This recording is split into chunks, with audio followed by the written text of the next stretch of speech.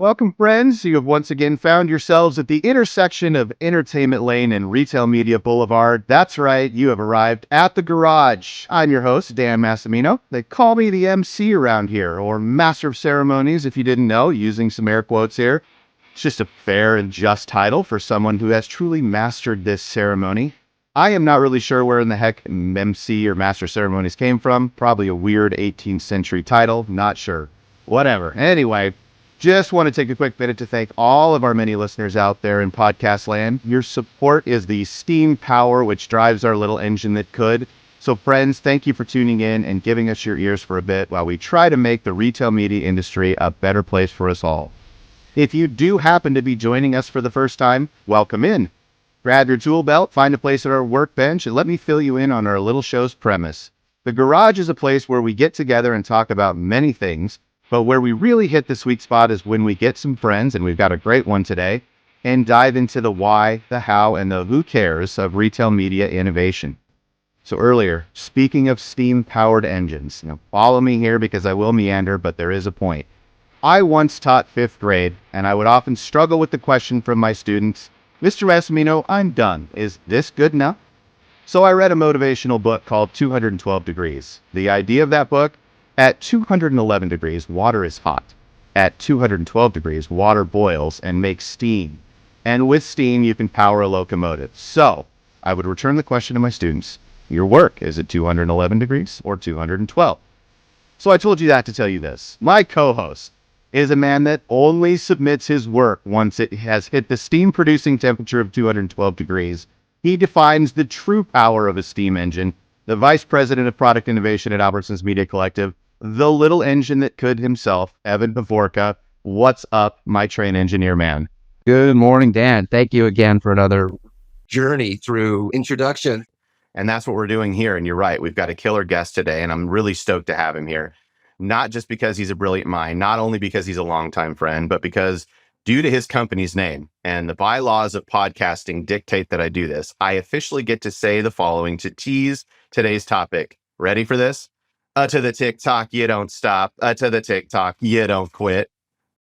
There, that's how I get my street cred. So without further ado, he is a team leader with 15 plus years of experience building, analyzing, and selling targeting and measurement solutions and platforms within the CPG and retail industry, supporting e-commerce, media, trade promotions, and new product launches. Recently, he worked at Nielsen, where he focused on top-to-top consultation with brands with annual North America product sales over just a little number here, 6.5 billion in revenue. Just those little startups out there. I met him when he worked at Quotient Technology, where he was, among other titles, the director of retail and agency marketing strategy and analytics. He was tasked with building an end-to-end data, media execution, and data analytic warehouse to power our retail agency business. In addition to basic reporting, the analytic data warehouse was also responsible for measuring closed-loop media performance ROI across a variety of large retailer campaigns.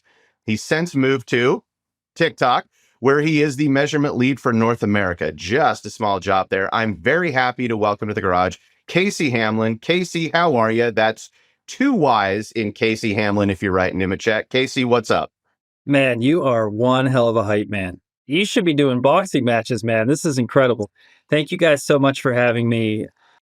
I'm a big fan of you guys, a big fan of the collective, so it's an honor to be here. Thank you so much for being here, Casey. Listen, one of the things we want to do when we jump in is get to know you a little bit, let our audience get to know you a little bit, because not everybody gets to know you like we do. So how'd you end up in this discipline? Is it something that you would have expected, or what has surprised you along the way? Yeah, I grew up in the 80s, and you discover your passions early in life, and a lot of them stick with you. And for me, data was hard to get back then. The idea of data was kind of an abstract thought, but the back of a baseball card was encyclopedias of information. And so I fell in love with sports, but I also fell in love not only with the front of the card, but the back of the cards. I always thought it was interesting how well statistics described a player's performance or didn't. And I think it's that consumer behaviorism in me between numbers and real life actions that I just kind of fell in love with. So I kind of pursued that. And I was just kind of lucky enough to kind of follow that idea of statistics and numbers through college, through marketing and disciplines. And lucky for me, like there's been this huge data movement over the last 20, 30, 40 years of history here that I've been able to ride. And so I feel very fortunate to be in the industry and have had a ton of great mentors along the way have helped me. That's awesome. Back in the day, we would have called you nerd. We would have gone nerd. Then this movie Moneyball came out and it really shifted everybody's thought process around data and baseball cards. And could we build a team based on where the data tells us to go? I think that's a really interesting story. And a couple of those companies we rattled off earlier are really heavy data. What have you learned from Nielsen and in even past roles with Quotient that you've been able to take with you to TikTok? Really fortunate, excellent teachers along the way. And I would throw Procter and Gamble in there too, because like even though I worked at Nielsen, what they taught me was a ton of things that I use every day. They taught me about database development, forecasting, modeling, media measurement. So just data hygiene, all of these things and facets that I've learned both from Nielsen coaches and bosses, P&G, but then also, hey, I'm going to give a few of your coworkers a shout. Michelle, Elizabeth, Michael. I've learned so much from them about this media agency world and how media works. And so for the kids listening at home, never be satisfied with what you know and try to make as many friends as possible because there's just so much to learn in order for you to develop in this industry to become a complete player. Data hygiene, Evan. Have you heard that term before, or is that something that he can trademark? It's definitely been tossed around for more than a decade. I think the cleanliness of retailer data is always a hot topic because it's just such a fast moving data set, especially when you look at inventory price points that can vary by zip code or by store times 3,000 stores. You get a very diverse set of fast moving data.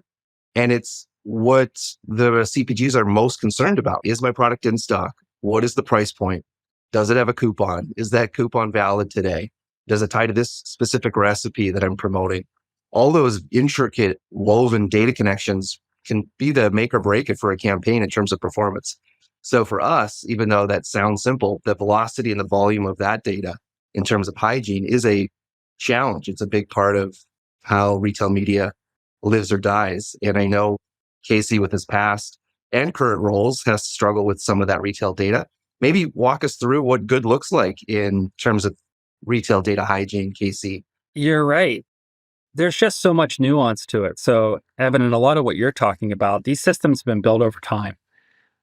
And the idea of like an online transaction didn't exist when it was created. So, like, there's things that have come along in the last 20 or 30 years that just continue to make the data change in different ways. And then there becomes people who are experts in understanding all of those nuances. And so there's a mastery of understanding sort of the ins and outs of how data works and what doesn't.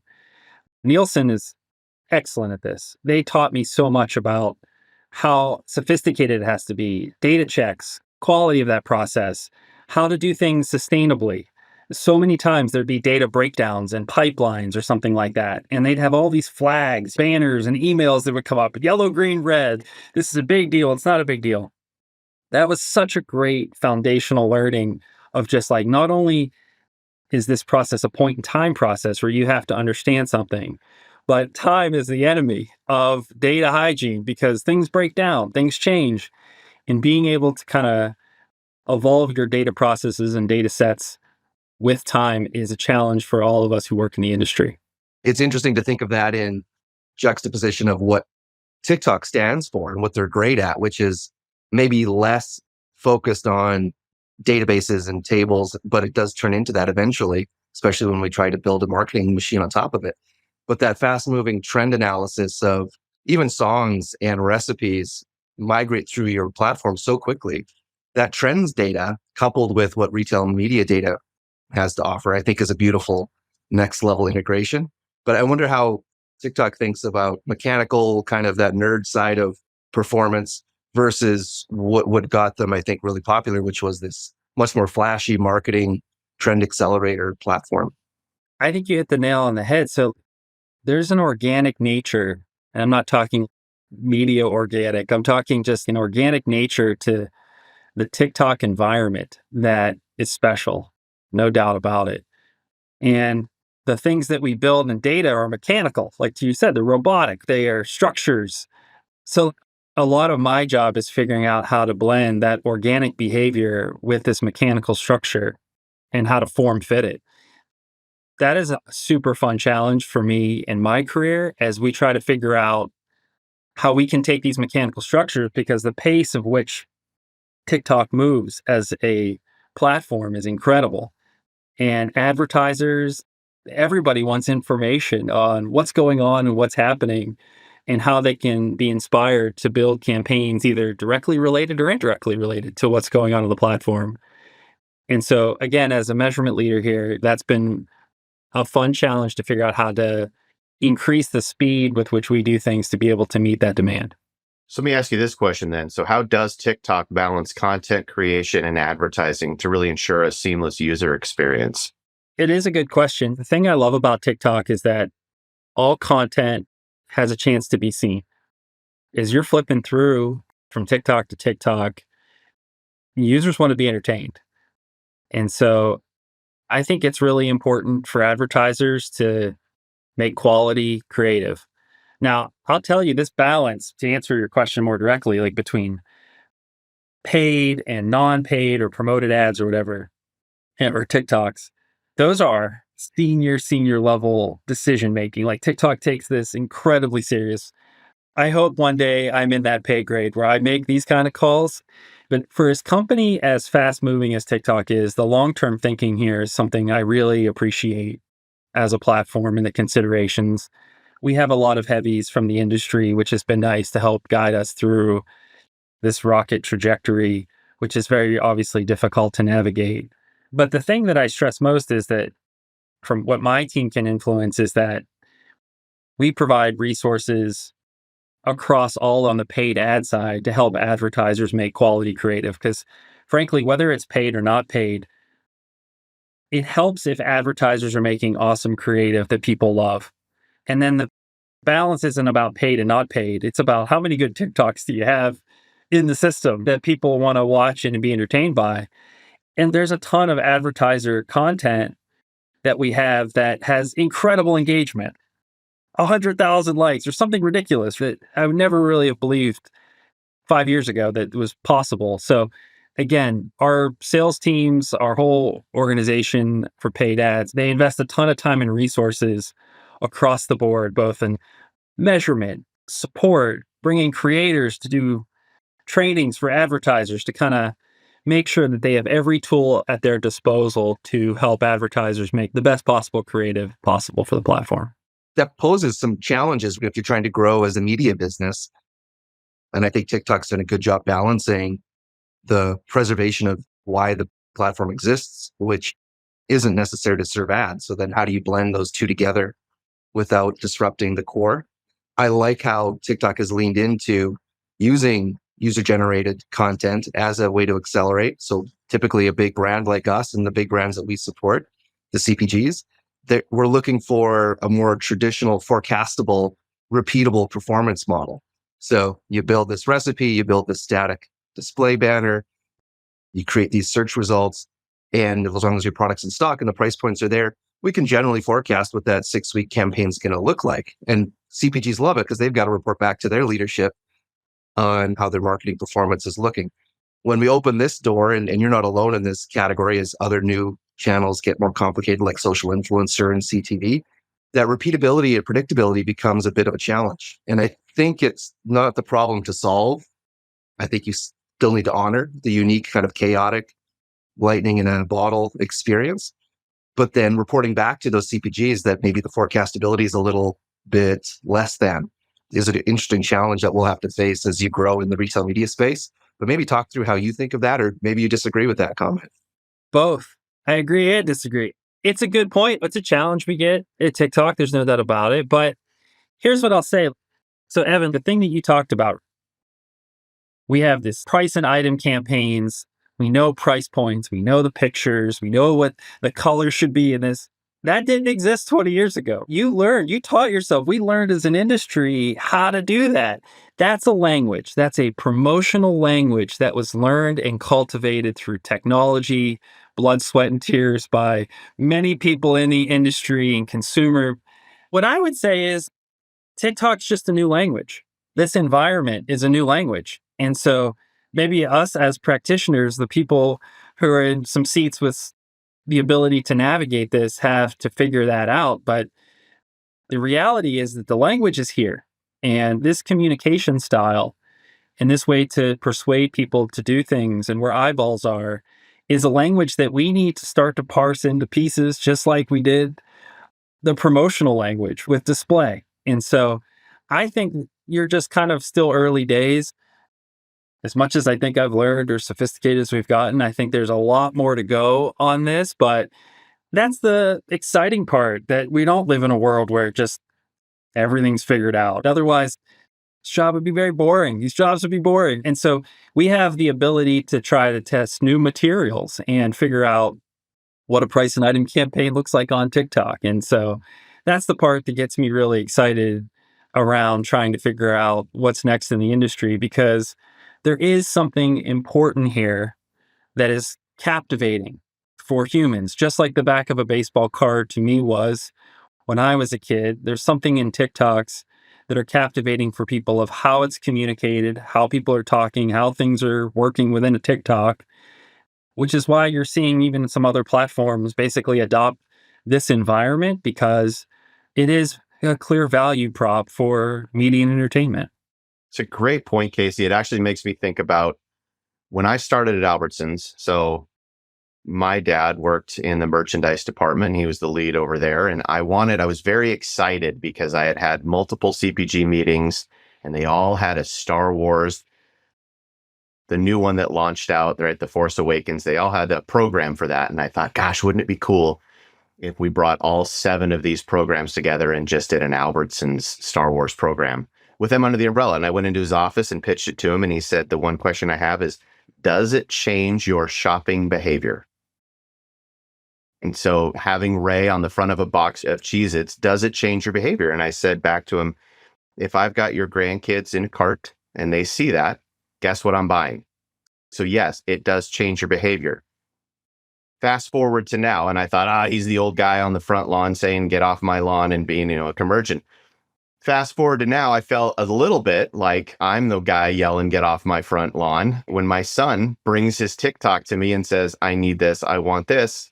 And it started to spark that thought of, does it change your behavior? And I would have to say, from my personal experience, yeah, it does. So I would like to understand from you, how does TikTok then currently work with retail media networks to do that? How are you guys plugging in and doing that? So we are still early days at a lot of things in TikTok. We've been at this for a few years now. So we're still developing credibility, relationships, and reliability. Retail media, I have learned through my own experiences, it's a fast moving business. Expectations are high.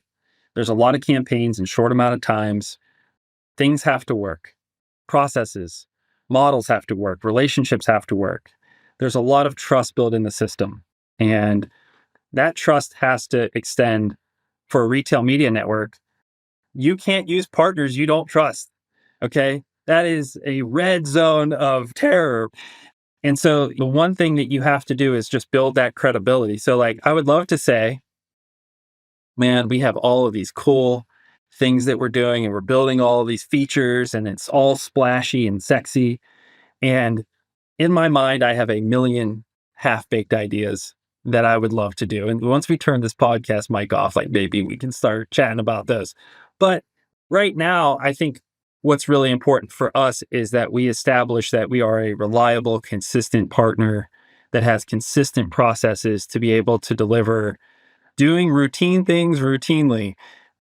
And once we build those relationships with retailers, only then can you really start to unlock the door on roadmaps, planning, special things, because frankly, we have a lot of eyeballs. The platform is built for advertising in a lot of ways, really nicely, seamlessly. So like just even getting on the platform and running is a good place to start. But it's all of those mechanical instruments of the complexity that a retailer has with setting up campaigns. the ability to get the measurement situated the way retail media networks want their measurement, being able to provide that on a regular basis, being able to negotiate prices and all of those kinds of things in that environment. That is what we are focused on for the most part across the board. Now, I'll tell you, retail media it's a developing environment as well. There's some who are certainly more advanced than others. Some want reporting that's fairly basic. Some want reporting that's very sophisticated. Some have a ton of targeting capability. Some have less. And so for us, we're just trying to make sure that we're meeting retail medias where they're at. And I get to be I guess, the grumpy old guy in the product teams at TikTok to say, hey, here's what they need. It happens to all of us. You start to get the white hair and the beard, and then you immediately are on the front porch in a rocking chair. Thank you for noticing, Dan. I appreciate that. Yeah, well, they make stuff for that. I'm just saying. I think we may sell that at Albertsons. I got a coupon for it targeted to me. I don't know why. I love that answer, though. And combining with your previous answer, Casey, how do you harness the magic that is TikTok, where it is this sporadic, chaotic, but beautiful machine of creativity? Very few other channels offer that. They have become a little more mechanical and purpose built. Great for forecasting performance and doing like year-long JVPs on exactly how we'll take this beautiful recipe to that commonly consumed social platform. That's great. We have a lot of solutions like that. What we don't have in retail media, and part of this would have to be CPGs and brands and agencies coming along for the ride, is this more bombastic kind of opportunity. And maybe that's not all of TikTok's ad opportunities, but being able to have that was almost like playing the lotto, which is a scary thing to tell your manager how you're going to hit your quarterly goals is by spinning the roulette wheel. But how do you enable some of that virality? Because putting it into a box and putting all these processes and systems around it, I think limits some part of TikTok's potential future, even for retail media. So I think people could call it going up per funnel, more brand and awareness type objectives, where every campaign isn't tied down to a specific ROAS. That's easy for me to say, but the brands are the ones accountable for those dollar performances. And so that's where, back to partnerships, if we could bring 2 or 3 of those brands along and talk about, hey, there's going to be 3 or 4 flavors of retail media solutions within TikTok. Some are going to be your predictable performance drivers, and they're going to look like this. Some are going to have more of that attached to the fantastic part of what TikTok drives. And you may hit a couple home runs and you may swing out, to bring the baseball analogy back in. But the risk there is that we're always going to learn something. We may not always get the more predictable performance metrics. I'll tell you, it's going to be fun, guys. These next few years, not just at TikTok, I just think in the industry, it's going to be interesting to see, because supply has always been a bottleneck for a lot of us. You're entering into a world where supply, I think, will become less of a bottleneck, and it's more about good thinking and good process will lead the day. So like, even on some of the things that you're talking about, Evan, one, TikTok has like a search business and a TikTok shop business we're growing rapidly. So even like some core functions that were more predictable, I say, maybe in nature, that's some of the biggest parts of our business that's growing. But I would even say, like, on the creative side, some of the things you talked about, which is like upper funnel, some of that is true, but we even are launching tools where you could give me your regular shopper marketing ad, and through technology and machine learning type of advances, we have tools now that are available that will actually make it feel more like a TikTok. It'll add in TikTok triggering type of elements, because we're starting to decode what these things look like. So if you put your basic retail media shopper ad that you run, banner ad or whatever, it will create a TikTok. Now, it may not be exactly what you want, because it's still early and all this stuff, but it gives you something to work with. And so these machine learning tools and AI and things like that are spitting these things out, I think what it really is giving the marketer is it allows someone to work with themselves better. It allows them to understand what a brief should look like, how this should work. It allows the ideation process to move much faster. And I see that happening across the board. But the other thing I'll say is that TikTok is a persuasive platform. People think of it as strictly upper funnel and discovery, but ROIs are competitive on things. And the creators that we enable through all these different processes, so you can work with our marketplace, you can hire them directly, there's affiliate models, there's all these models that we enable people to work with creators. they basically understand this language that I was talking about earlier. They know it. And so we've seen CPGs across the industry lean into all of those behaviors, whether it's creative tooling, whether it's what we enable from that atmosphere to basically be able to help marketers be able to produce supply at crazy volumes that I wouldn't have dreamed about when I first started in the industry. I was, you copy test 3 ads and one of them airs on TV. So it's just a whole different world. And I think we're just at the precipice of that actually even exploding more and more and more into the future. So how are you measuring it? You're a measurement nerd. We were talking about that earlier. How are advertisers and brands measuring success currently on TikTok? That's a broad question. If you ask me, I have the honor of measuring every advertiser's performance against all industries. And everybody has different sort of KPIs or goals. They use TikTok for different reasons. And so not just TikTok, but every platform. I mean, you're seeing this from Meta, from Google, from everybody, where we care about what advertisers care about. Our product marketing team certainly put their opinions in the ecosystem, and I think that's important. I think they do a great job of that. So shout out to my measurement product marketers who do a really good job of that. But at the end of the day, what I've always said is that measurement is very personal. As an RMN, if I would come in the door as a platform and say to you, hey, here's how you should measure stuff, you'd throw me out of my ass. You'd kick me out. You'd say, hell no, this is my turf. I know my customer, my shopper, and my business. And it's very personal. First of all, we would not do that. We are far more gentlemanly than that. And we try not to use that kind of language too, but just a heads up.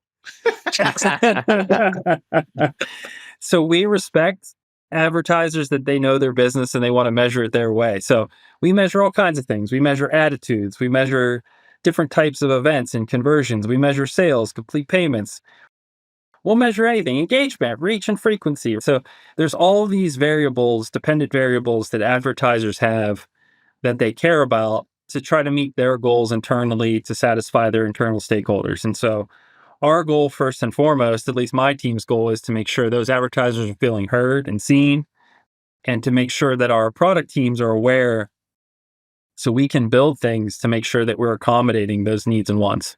Yeah, isn't that interesting? Because some of those unique needs of the retail media network themselves are somewhat immutable. There is some room to have standardization on a methodology, and everyone could look at that and say, yes, that is the textbook best way to do X. But once you get into the weeds of a particular retailer, like Walmart's heavy dependent on cash, they have to have a cash gross up factor in their measurement.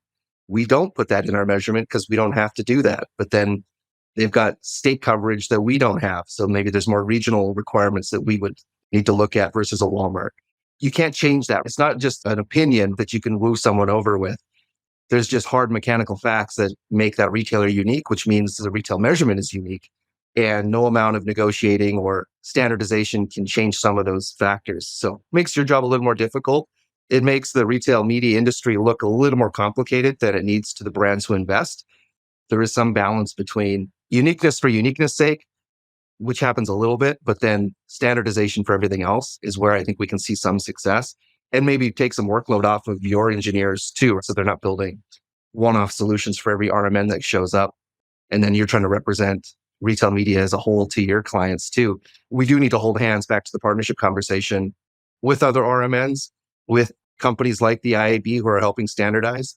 And then I think predominantly with the brands who hold the budgets to help encourage folks to follow that path as much as possible.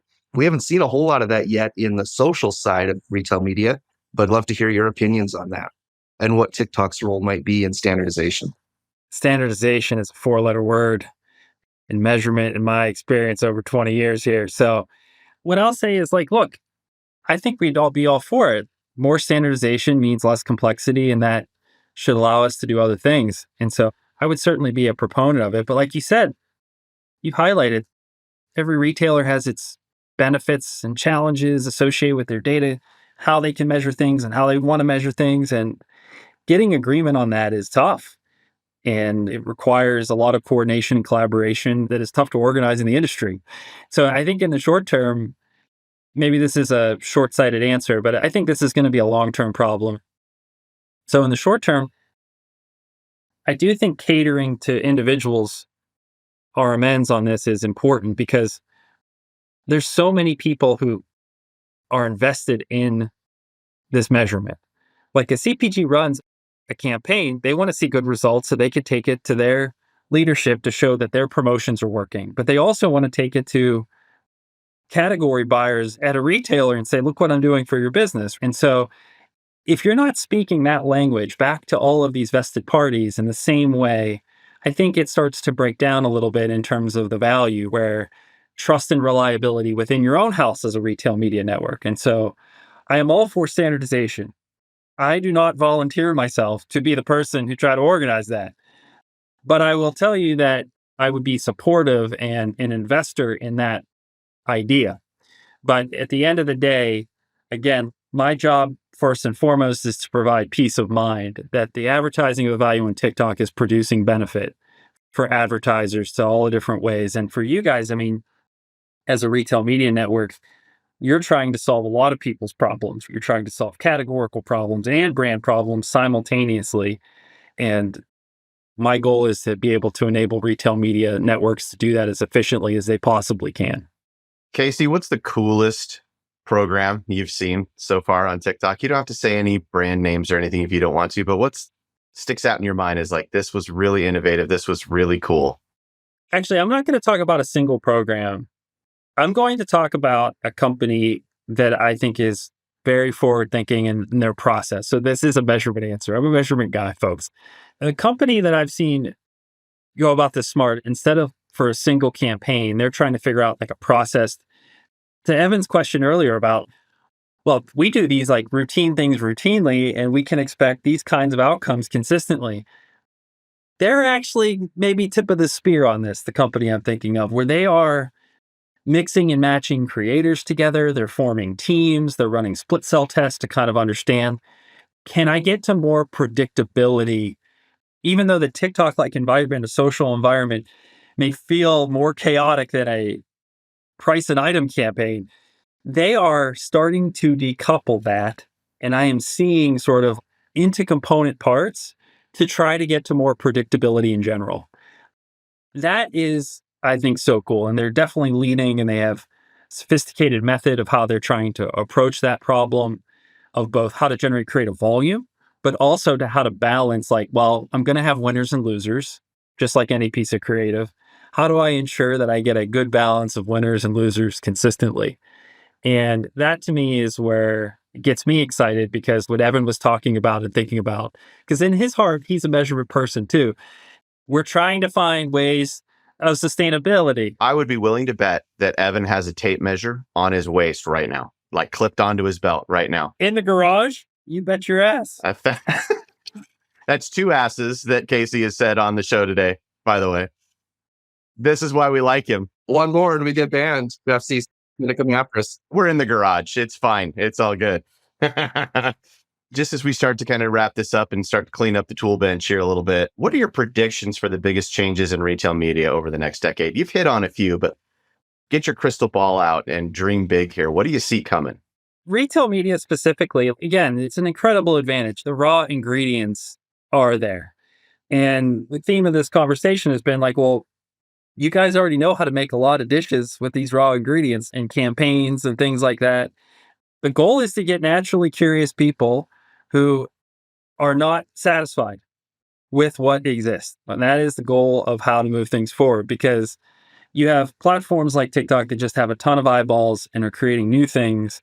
And you have to evolve into those ecosystems and be able to develop new things. But the idea that humans have needs and there's targeting segments and we serve needs to people who have targeting needs and we measure that to try to understand that value.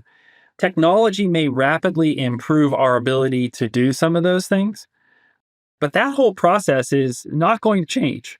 It was alive 100 years ago. It's alive now. And so I don't think any part of this raw ingredients is going to change. It's just how we use it to make different types of food and dishes for us to consume as part of our culture. So even with the challenges associated with the plurality of where you can make conversions, and all the different places you can buy things, even with all of the privacy changes in the industry and within government regulations, even with all that junk, which is all physics chaos in terms of how we may do things, at the end of the day, those relationships will all still exist. And it's my belief that it is up to us to try to figure out how to morph into these new environments to basically make campaigns to inspire people on what they want to eat, what they want to do with their lives, how they want to be inspired with what they're after. And places like the Collective and TikTok, I think, are good places to be able to use those and harness those raw ingredients to make new formulas for the future. Wow. I don't think we've had a better closing answer on our 20 episodes, Dan. That was amazing. The quote I loved and we'll steal from you, Casey, is that naturally curious people who are unsatisfied with the status quo. That's such a great moniker for hiring practices, partnership practices. That truly is the skill set and the personality type necessary to push through changes in regulation, changes in privacy law, changes in business needs. That skill set should power through all of that. I love that answer. Casey, I have a final question before we close shop here. You're on one of the hippest platforms out there. You really are. Can you tell me what sus and cap mean, or no cap? No, I cannot. And I choose not to answer that question. If that's the last one, I've not ducked out of any of these questions. Been under fire here for, I don't know, an hour now. So I'm dunking out on that. So we have found the border. Good. We know where our barrier is here. We're going to work on the vernacular a little bit. Evan, anything for the good of the order before we close up here? No, I just love the transparency. Why we were so excited to have Casey and TikTok on is because you're a company with lots of change, lots of newness, lots of challenges, and you're leaning into figuring it out with folks like us, because retail media still has a tremendous amount of growth and data hygiene and all kinds of process improvements to make. And we're not going to do it alone. You're not going to solve retail media alone. So I just like how the partnership has evolved and how you've been willing to lean in and help educate and be educated by us. It's just the perfect way to think about solving this problem is by holding hands and doing it together. So I will close with that. And again, thank you for joining us, Casey. Well, gents, thank you so much for having me. It's an honor to be on this with you and give my best to all the folks at the Collective. Now, let's turn this thing off so we could talk about some of those half-baked ideas I have. We will. I do have to say goodbye to our audience real quick. So that's Casey Hamlyn. He is the measurement lead for North America for TikTok. Thank you so much for being with us today. And everybody who listened, thank you so much for tuning in yet again to The Garage. If you like what you hear, you know what to do. Hit the like button. It pays Casey's bills and in his platform. It helps us stay on the air, which is awesome here.